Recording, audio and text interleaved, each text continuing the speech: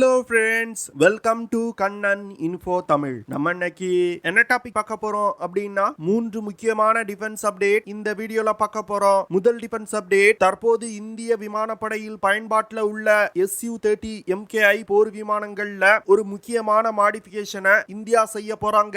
இந்த மாடிஃபிகேஷனுக்கு பிறகு இந்த Su-30 MKI போர் விமானங்கள் ஒரு மினி பாம்பர் விமானங்களா செயல்படும் அப்படின்னு டிஃபென்ஸ் எக்ஸ்பர்ட் சொல்றாங்க. இந்தியா Su-30 MKI போர் விமானத்துல செய்யக்கூடிய அதிரடி மாற்றங்கள் என்ன, இதன் மூலமா இந்த விமானத்தோட செயல்திறன்ல என்னென்ன மாற்றங்கள் வரப்போகுது அப்படிங்கிறது குறித்து பார்க்கலாம். இரண்டாவது அப்டேட், HAL நிறுவனத்திற்கு கூடுதலா தேஜஸ் Mk-1A விமானங்களை இந்திய விமானப்படைக்கு சப்ளை செய்வதற்கான ஆர்டர் கிடைக்க இருப்பதா செய்திகள் வெளிவந்திருக்கு. எத்தனை விமானங்களுக்கான ஆர்டர் HAL நிறுவனத்திற்கு கிடைக்க உள்ளது, எதற்காக இந்திய விமானப்படை கூடுதலா இந்த ஆர்டரை பிளேஸ் பண்றாங்க அப்படிங்கிறது குறித்து பார்க்கலாம். மூன்றாவது அப்டேட், இந்திய விமானப்படையின் வலிமையை அதிகரிப்பதற்கு இந்தியா தற்போது கையில் எடுத்திருக்க ஒரு முக்கியமான திட்டம் தேஜஸ் Mk-2 விமான திட்டம். சமீபத்தில் HAL நிறுவனத்தின் chairman and managing director Tejas Mk-2 விமான ப்ராஜெக்ட் குறித்து சில முக்கியமான விஷயங்களை வெளியிட்டிருக்காரு.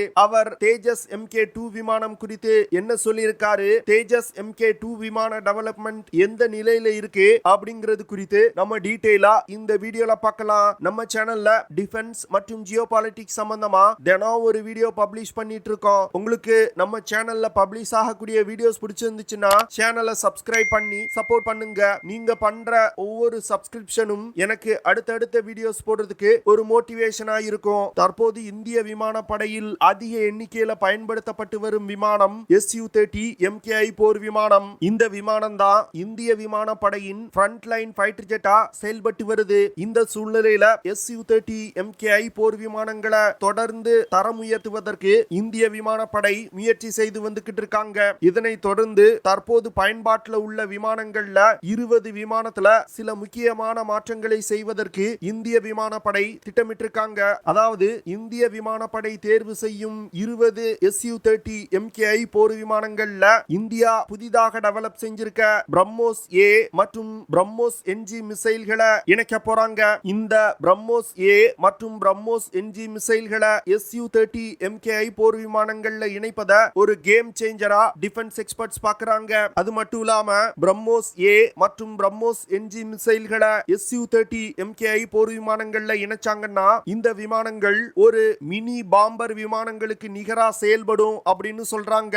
ஒரு பாம்பர் விமானம் அப்படின்னா அதிக எண்ணிக்கையிலான மிசைல்ஸ் மற்றும் பாம்ஸை எடுத்து சென்று தாக்குதல் நடத்தக்கூடியது. அந்த வகையில இந்த Su-30 MKI bore விமானங்கள்ல BrahMos A மற்றும் பிரம்மோஸ் NG மிசைல்கள் இணைக்கப்பட்டால் ஒரு பாம்பர் விமானங்களை கொண்டு நடத்தக்கூடிய தாக்குதல்களுக்கு நிகரான தாக்குதல்களை இந்த விமானங்களால் நடத்த முடியும். தற்போது இந்திய விமானப்படை 2.5 டன் எடை கொண்ட ஒரு BrahMos A air launch cruise மிசைல்களை இந்த விமானத்துல இணைக்க திட்டமிட்டிருக்காங்க. இந்த BrahMos A air launch cruise மிசைல்கள்னால கிட்டத்தட்ட 400 கிலோமீட்டர் தூரத்துல உள்ள இலக்குகளை மிக துல்லியமா தாக்கி அளிக்கும். இந்த மிசைல்கள்னால மாக் 3.5 அப்படிங்கிற வேகத்துல பறந்து சென்று இலக்குகளை தாக்க முடியும். அதாவது ஒலியின் வேகத்தை விட 3.5 மடங்கு வேகமா சென்று இந்த மிசைல்கள் தாக்குதல் நடத்தும். அடுத்து 1.3 டன் எடை கொண்ட 2 பிரம்மோஸ் NG மிசைல்களை இந்த விமானத்துல இணைக்க போறாங்க.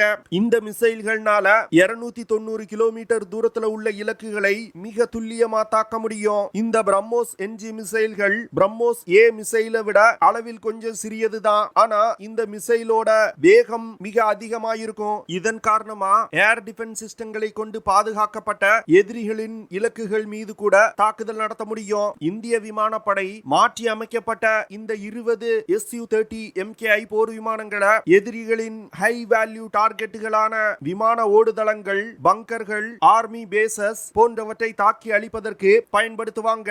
இந்திய விமானப்படை செய்ய உள்ள இந்த மாற்றத்தை ஒரு கேம் சேஞ்சரா டிஃபென்ஸ் எக்ஸ்பர்ட்ஸ் பார்க்கறாங்க.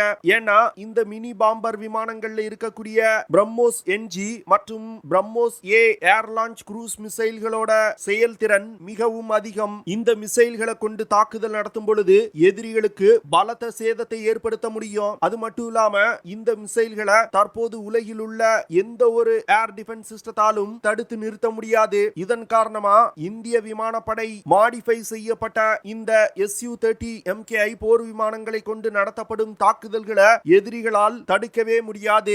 இதன் காரணமா தான் இந்த மினி பாம்பர் விமானங்களை ஒரு கேம் சேஞ்சர் அப்படின்னு டிஃபென்ஸ் எக்ஸ்பர்ட் சொல்றாங்க. அடுத்த அப்டேட் 2021ல இந்திய விமானப்படை HAL நிறுவனத்திற்கு 83 தேஜஸ் Mk1A விமானங்களை வாங்குவதற்கு ஒரு மிகப்பெரிய ஆர்டரை கொடுத்தாங்க.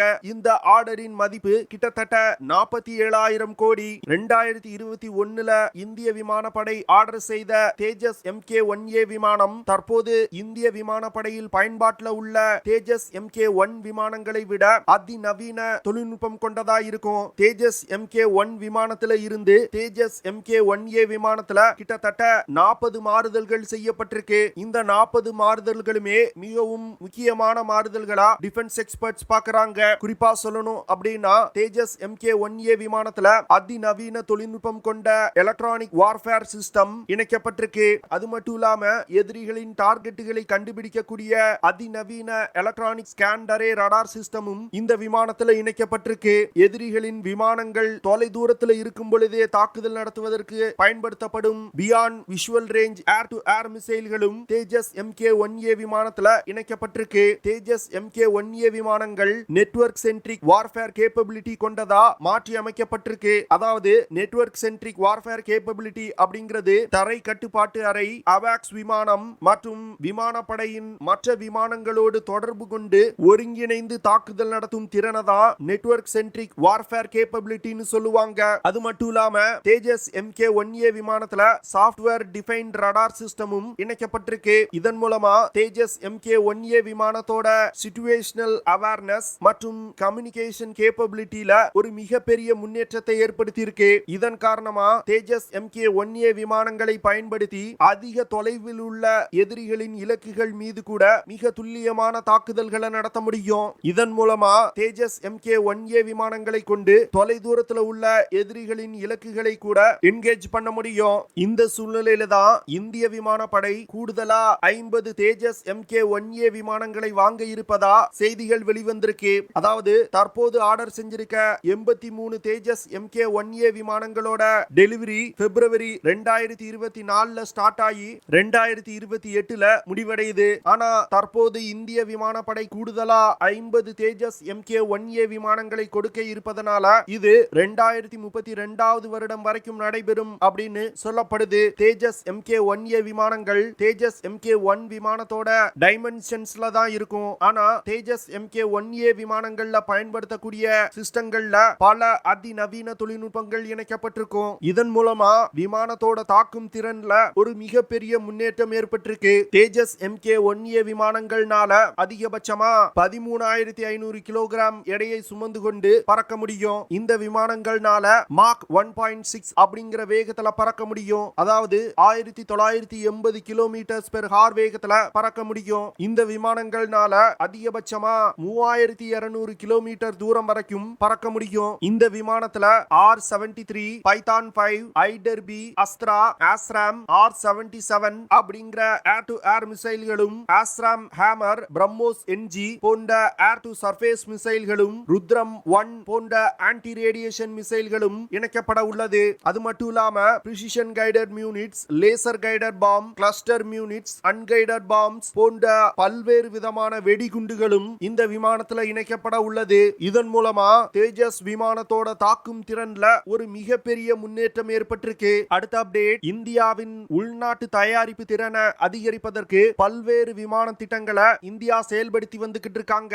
அதுல மிகவும் குறிப்பா சொல்லணும்னா தேஜஸ் Mk2 விமான திட்டத்தை சொல்லலாம். இந்த விமானங்களை ஏற்கனவே இந்திய விமானப்படையில் பயன்பாட்டில் உள்ள தேஜஸ் விமானங்களை விட ஒரு தனித்துவமான விமானமா உருவாக்க போறாங்க. முதல்ல இந்தியா உருவாக்கிய தேஜஸ் விமானங்கள் ஒரு லைட் காம்பாக்ட் விமான வகையை சேர்ந்தது. ஆனா தற்போது இந்தியா உருவாக்கி வரும் தேஜஸ் Mk2 விமானம் ஒரு மீடியம் வெயிட் ஃபைட்டர் ஜெட் விமானமா உருவாக்கப்பட்டு வருது. அது மட்டும் இல்லாம இந்த விமானம் ஒரு மல்டி ரோல் கேப்பபிலிட்டி கொண்ட விமானமா இந்தியா டெவலப் செஞ்சு வந்துகிட்டு இருக்காங்க. மல்டி ரோல் கேப்பபிலிட்டி அப்படிங்கிறது பல்வேறு விதமான ஏர் ஆபரேஷன்களை கேரி அவுட் செய்யக்கூடிய விமானம் அப்படின்னு அர்த்தம். குறிப்பா சொல்லணும் அப்படின்னா ஏர் ஸ்ட்ரைக், ரெகானசன்ஸ், ஏர் சுப்பீரியாரிட்டி, பாம்பிங் ஆபரேஷன் போன்ற பல்வேறு விதமான ஏர் ஆபரேஷன்களை இந்த விமானத்தால செய்ய முடியும். இந்த சூழ்நிலையில தான் தேஜஸ் Mk2 விமான டெவலப்மெண்ட் டெவலப்மெண்ட் குறித்து HAL உடைய சேர்மன் அண்ட் மேனேஜிங் டைரக்டர் அனந்த கிருஷ்ணன் மிகவும் ஒரு முக்கியமான விஷயத்தை சொல்லியிருக்காரு. அதாவது தேஜஸ் MK2 விமானத்தோட முதல் பறத்தல் டிசம்பர் 2024 நடைபெற இருப்பதா அவர் சொல்லியிருக்காரு. HAL சேர்மன் அண்ட் மேனேஜிங் டைரக்டரோட இந்த அறிவிப்பு மிகவும் ஒரு முக்கியமான அறிவிப்பா பார்க்கப்படுது. ஏன்னா தேஜஸ் MK2 விமான டெவலப்மெண்ட் இந்திய விமானப்படைக்கு மிகவும் ஒரு முக்கியமான விஷயமா பார்க்கப்படுது. அதாவது இந்திய விமானப்படையில பல்வேறு நாடுகள்ல இருந்து வாங்கப்பட்ட மீடியம் வெயிட் ஃபைட்டர் ஜெட்டுகள் பயன்பாட்டுல இருந்து வருது. குறிப்பா சொல்லணும் அப்படின்னா மிராஜ் 2000, ஜாகுவார், MiG-29 போன்ற விமானங்கள் பயன்பாட்டுல இருந்து வருது. இந்த விமானங்களோட வாழ்நாள் அடுத்த 10 வருடங்களுக்குள் முடிவடையும். இதனால இந்த ஃபைட்டர் ஜெட் விமானங்களை ரீப்ளேஸ் செய்ய வேண்டிய கட்டாயத்துல இந்தியா இருக்காங்க. இந்த சூழ்நிலையில தான் HAL சேர்மனுடைய இந்த அறிவிப்பு வெளிவந்திருக்கு. இதனால மீடியம் வெயிட் ஃபைட்டர் ஜெட்டுகளுக்காக வரும் காலத்துல இந்தியா வெளிநாடுகளை நம்பி இருக்காது. உள்நாட்டிலே தயாரிக்கும் தேஜஸ் MK2 விமானங்களை அதிக அளவுல தயாரித்து இந்திய படையில் இணைக்க போறாங்க அப்படிங்கிறது மிக தெளிவா தெரியுது. HAL சேர்மன் தேஜஸ் MK2 விமான டெவலப்மெண்ட் வேலைகள் அதி தீவிரமா நடந்து வருவதாகவும் இந்த விமானத்தோட புரோட்டோடைப் குறித்த நேரத்துல தயார் செய்து முடிக்கப்படும் அப்படின்னு சொல்லியிருக்காரு. தேஜஸ் MK2 விமானத்துல GE F414 இன்ஜின் பயன்படுத்தப்பட உள்ளது. HAL தற்போது டெவலப் செய்து வரும் தேஜஸ் MK2 விமானத்தோட புரோட்டோடைப்புகளுக்கு தேவையான 8 GE F414 இன்ஜினை ஏற்கனவே இந்தியா வாங்கிட்டாங்க. அதனால இந்த புரோட்டோடைப்புகள் உருவாக்கி முடிக்கப்பட்டவுடன் ஏற்கனவே வாங்கியிருக்க 8 இன்ஜின்களை பயன்படுத்தி அந்த விமானங்கள்ல பல்வேறு கட்ட சோதனைகள் நடத்தப்பட உள்ளது. தற்போது இந்தியா GE நிறுவனத்துடன் ஒரு ஒப்பந்தம் போட்டிருக்காங்க. இதன் மூலமா GE F414 இன்ஜினை 2026 வருடத்துல இருந்தே உள்நாட்டுல தயாரிக்க போறாங்க. இதன் மூலமா வரும் காலத்துல இந்தியா தயாரிக்க உள்ள தேஜஸ் MK2 விமானங்கள்ல உள்நாட்டு தயாரிப்பு இன்ஜின்கள் பயன்படுத்தப்படும். இந்திய விமானப்படை கிட்டத்தட்ட 120 முதல் 130 தேஜஸ் MK2 விமானங்களை வாங்குவதற்கு திட்டமிட்டிருக்காங்க. இதன் காரணமா கிட்டத்தட்ட 99 GE F414 இன்ஜினை இந்தியா GE நிறுவனத்திடம் இருந்து வாங்குவதற்கு ஏற்கனவே ஆர்டர் போட்டிருக்காங்க. அதனால GE F414 இன்ஜினை இந்தியாவிலே தயாரிப்பதற்கான வேலைகளை இன்னும் கூடிய விரைவில் தொடங்கப்படும் அப்படின்னு எதிர்பார்க்கப்படுது. அது மட்டும் இல்லாம இந்தியாவில் தயாரிக்கப்படும் GE F414 இன்ஜின்கள் இந்திய கடற்படைக்காக தயாரிக்கப்பட்டு வரும் டெட்பஃப் விமானம், இந்தியாவின் AMCA 5th generation fighter jet விமானம் போன்ற பல்வேறு உள்நாட்டு இந்திய தயாரிப்பு விமானங்கள்ல பயன்படுத்தப்பட உள்ளது. இதனால தேஜஸ் MK2 விமானங்கள் பல அதிநவீன தொழில்நுட்பம் கொண்ட ஒரு மல்டி ரோல் கேப்பபிலிட்டி கொண்ட விமானமா இந்தியா டிசைன் செஞ்சிருக்காங்க. இதனால இந்திய விமானப்படை எதிர்பார்க்கக்கூடிய நெக்ஸ்ட் ஜெனரேஷன் ஃபைட்டர் ஜெட் விமானமா தேஜஸ் MK2 விமானங்கள் இருக்கும். தேஜஸ் MK2 விமானங்கள்னால அதிகபட்சமா 17,500 கிலோகிராம் எடையை சுமந்து கொண்டு பறக்க முடியும். இந்த விமானங்கள்னால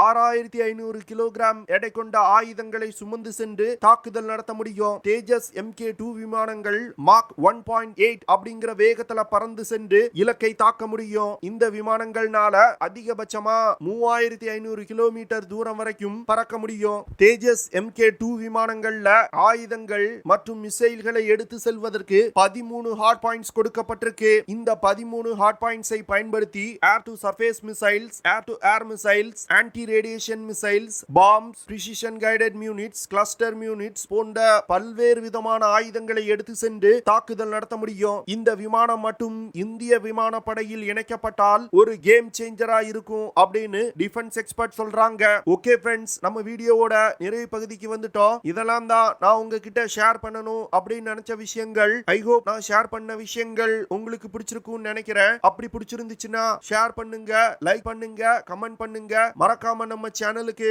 சப்ஸ்கிரைப் பண்ணுங்க. அப்படியே அந்த பெல் நோட்டிபிகேஷனை கிளிக் பண்ணி ஆல்ங்கிற ஆப்ஷனை எனேபிள் பண்ணிக்கங்க. See you in the next video. Jai Hind.